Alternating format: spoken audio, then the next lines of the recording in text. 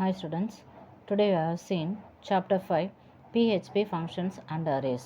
இதில் என்னென்ன இருக்குது அப்படின்னா functions concept in PHP, types of functions, basic concept of array concept, types of arrays in PHP. இதுதான் இதுக்குள்ளே இருக்கிற கண்டென்ட்டு. இப்போ இதை பற்றி தான் நம்ம என்ன பார்க்க போகிறோம். PHP functions and arrays.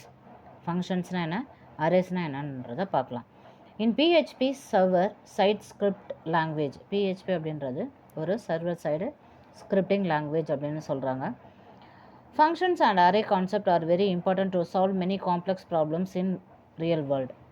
அதாவது ஃபங்க்ஷன்ஸ் அண்ட் அரேஸ் அப்படின்றது ஒரு ஸ்கிரிப்டிங் லாங்குவேஜ். அது நிறைய ப்ராப்ளம்ஸை என்ன பண்ணுது அப்படின்னா சால்வ் பண்ணுது, நிறைய ப்ராப்ளத்தை சால்வ் பண்ணுது அப்படின்னு சொல்கிறாங்க. PHP has over 700 functions built in that performance different task. அதாவது 700 ஃபங்க்ஷன்ஸ் என்ன இருக்குது அப்படின்னா இந்த PHPயால் பில்ட் பண்ணப்பட்டிருக்குது. ஓகேவா, இது ஒரு இன்ஸ்டாலேஷன் பேக்கேஜ் அப்படின்னு சொல்கிறாங்க. இது ஒரு ஓப்பன் சோர்ஸ் ஃபங்க்ஷன் அப்படின்னு சொல்கிறாங்க. Okay, next functions of PHP. In most of the programming language, a block of statement in a program that performance a specific operations task. இந்த ப்ரோக்ராமிங் லாங்குவேஜஸில் ஒரு பிளாக் ஆஃப் ஸ்டேட்மெண்ட்ஸ் இருக்குது. அந்த ஸ்டேட்மெண்ட்ஸ்னால் என்ன அப்படின்னு பார்த்தீங்கன்னா insert, execute, delete, calculate extra.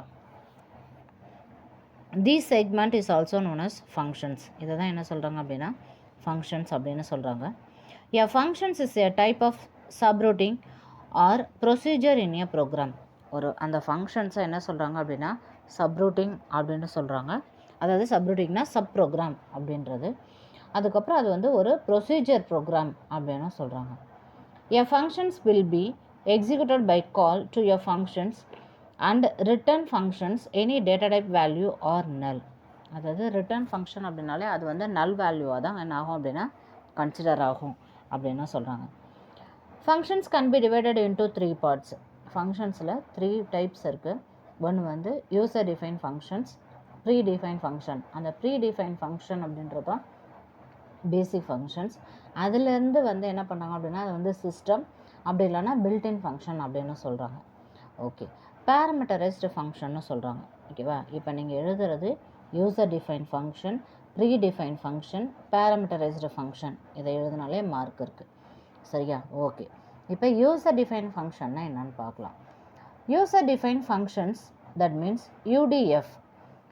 In PHP give a privilege to user to write own specific operations inside the existing programming module அப்படின்னு சொல்கிறாங்க. அதாவது யூசர் டிஃபைன் ஃபங்க்ஷன்னா என்ன அப்படின்னா யூசராக க்ரியேட் பண்ணுறது. 2 நம்பரை ஆட் பண்ணோன்னா ஆட் பண்ணிக்கலாம், 2 நம்பரை சப்ராக்ட் பண்ணோன்னா சப்ராக்ட் பண்ணிக்கலாம், ஒரு கார்டை இன்சர்ட் பண்ணோன்னா இன்சர்ட் பண்ணலாம். ஓகேவா, அதுமாதிரி யூசராக க்ரியேட் பண்ணுறது தான் யூசர் டிஃபைன் ஃபங்க்ஷன் அப்படின்றது. இதில் 2 ஸ்டெப்ஸ் இருக்குது. ஓகேவா, 2 steps program has been created user define functions. User define ஃபங்க்ஷனை 2 ஸ்டெப்ஸாக என்ன பண்ணுறாங்க அப்படின்னா க்ரியேட் பண்ணுறாங்க. ஒன்று ஃபங்க்ஷன் டிக்ளரேஷன்ஸ், இன்னொன்று என்ன அப்படின்னா ஃபங்க்ஷன்ஸ் காலிங் அப்படின்னு சொல்கிறாங்க. ஓகேவா, ஃபங்க்ஷன் டிக்ளரேஷன் ஒன்று, ஃபங்க்ஷன் காலிங்னு ஒன்று. A user defined functions declarations begin with keyword. அதாவது யூசர் டிஃபைன் ஃபங்க்ஷனில் நீ ஒரு ஃபங்க்ஷனை டிக்ளேர் பண்ணுற அப்படின்னா ஃபங்க்ஷன் நேமுக்கு முன்னாடியே என்ன பண்ணணும் அப்படின்னா அந்த ஃபங்க்ஷனை நீ டிக்ளேர் பண்ணிடணும். User can write any customs logic inside functions block. எதனா ஒரு லாஜிக்கான ஃபங்க்ஷன்ஸ் இன்சைட் ஃபங்க்ஷன்ஸை என்ன பண்ணலாம் அப்படின்னா டிக்ளேர் பண்ணிக்கலாம். அதோட சின்டாக்ஸ் கொடுத்துருக்காங்க பாருங்கள். Function, function name, customs, logic code to be executed. ஓகேவா, ஃபங்க்ஷன்னா என்ன, அந்த ஃபங்க்ஷன் நேமை கொடுப்பீங்க, அதுக்கப்புறம் அதுக்குள்ளே இருக்கிற கோட் என்ன ஆகும் அப்படின்னா எக்ஸிக்யூட் ஆகும். நெக்ஸ்ட்டு இதுதான் ஃபங்க்ஷன் டிக்ளரேஷன் அப்படின்றது. ஒரு ஃபங்க்ஷனை எப்படி டிக்ளேர் பண்ணுறது அப்படின்னு சொல்கிறது. Next function calling.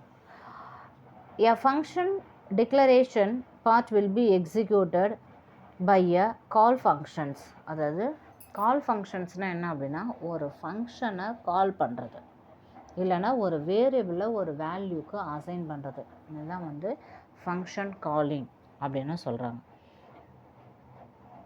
இதோட சின்டாக்ஸ் வந்து ஃபங்க்ஷன் நேம். இப்போ ஒரு எக்ஸாம்பிள் கொடுத்துருக்காங்க பாருங்கள். ஆங்குலர் ப்ராக்கெட்குள்ளே PHP கொடுத்துருக்காங்க. ஃபங்க்ஷன் நேம் வந்து இன்சர்ட் மெசேஜ் அப்படின்னு கொடுத்துருக்குறாங்க. அண்ட் தென் எக்கோ அப்படின்றது கீவேர்டு.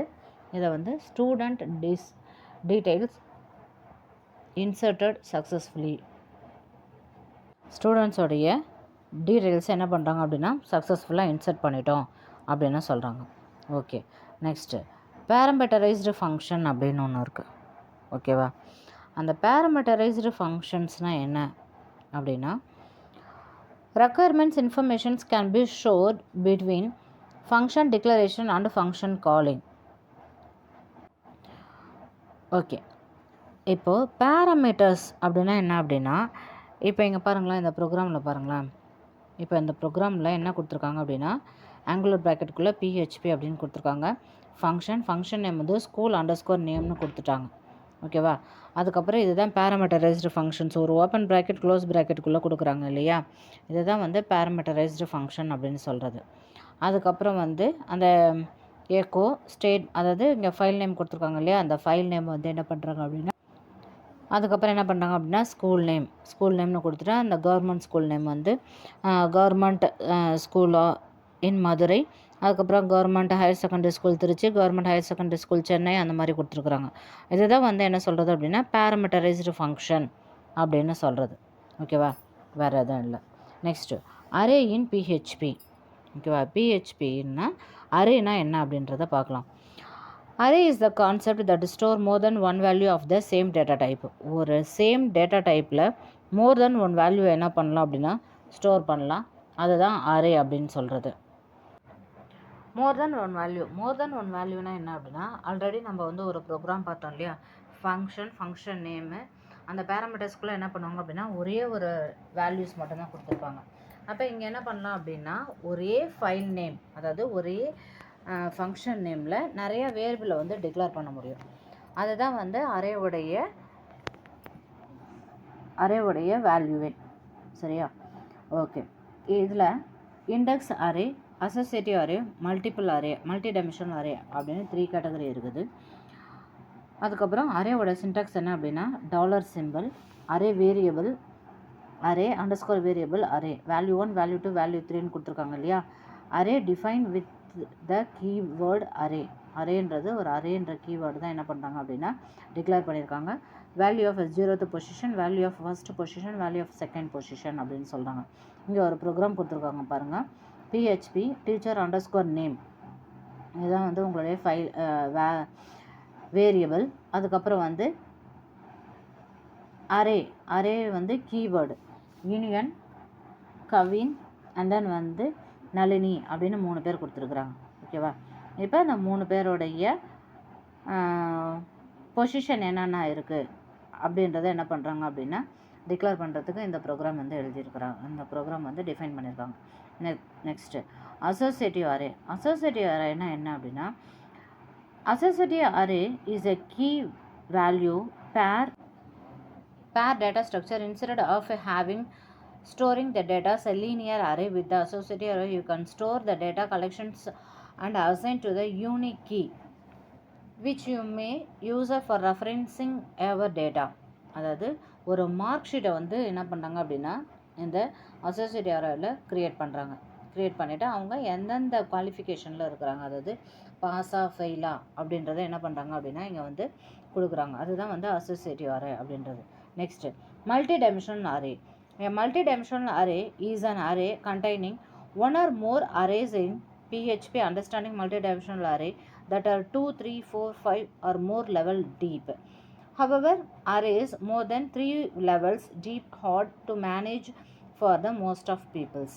அதாவது ஒரு அரேக்குள்ளே என்ன பண்ணலாம் அப்படின்னா ஒரு வேரியபிளுக்குள்ளே மோர் தென் 2 வேல்யூஸ் என்ன பண்ணலாம் அப்படின்னா அசைன் பண்ணலாம். இப்படி தான் வந்து உங்களுடைய மார்க் ஷீட்டில் என்ன பண்ணுறாங்க அப்படின்னா க்ரியேட் பண்ணுறாங்க.